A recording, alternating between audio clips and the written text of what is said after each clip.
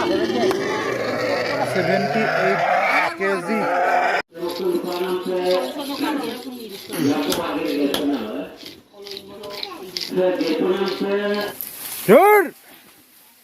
আৰু বেত গছৰ পাৱাৰ।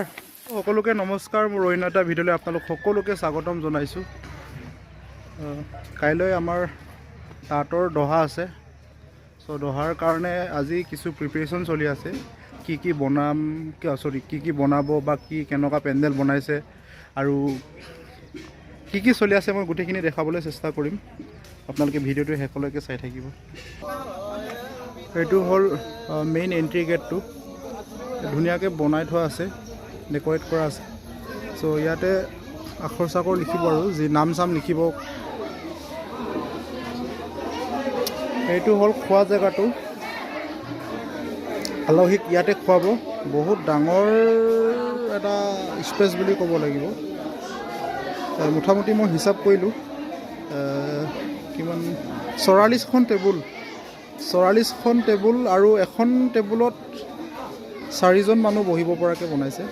4জন মানুহ বহি পেলাই খাব। এটা বহুত ডাঙৰ এটা স্পেচ, বহুত ডাঙৰ এটা জেগা। চ' এইখিনিতে বহিব, আহিব, খাব। আলহী অতিথিক ইয়াতে খোৱা হ'ব। যি খুৱাই এইখিনিতে আহি পেলাই খাব। মই তাকে আপোনালোকক অলপ দেখুৱাইছোঁ। একদম বহুত এটা ডাঙৰ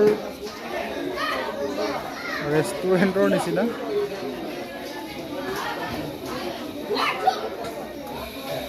মেইন খোৱা জেগাটো আপোনালোকক মই দেখালোঁ।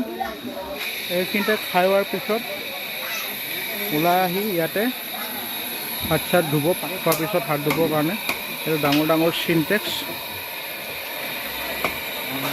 এইখিনিতে বনোৱা হৈছে। এইখিনিতে চাইমত থাকিব।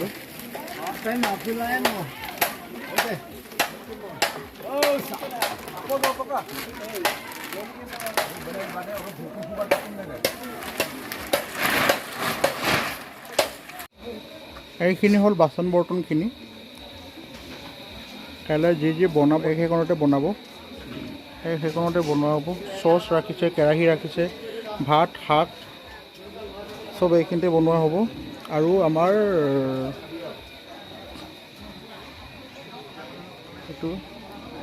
এইটো হ'ল জুইশাল নে ৰান্ধনীশাল যি কয় আৰু।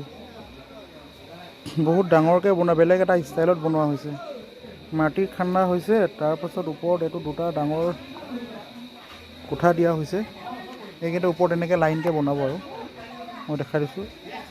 এনেকৈ লাইনকৈ কাইলৈ আমাৰ দহাৰ মেইন মালটো এইটো আছাম ট্ৰেক্টৰ, মানে গাহৰি। এইটো নহ'লে আমাৰ কোনো অকাম চকাম নহয় বা কোনো কামেই নহয়। চ' এইটো লাগিবই আমাক। ইয়াৰ ওজন হৈছে 176 কেজি। ভাবক কিমান ডাঙৰ, বহুত ডাঙৰ। অকল এয়াই নহয়,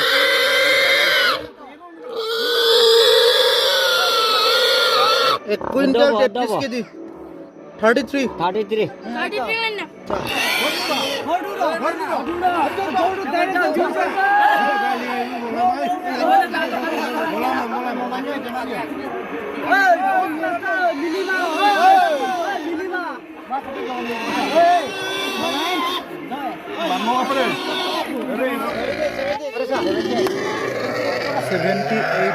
কেজি।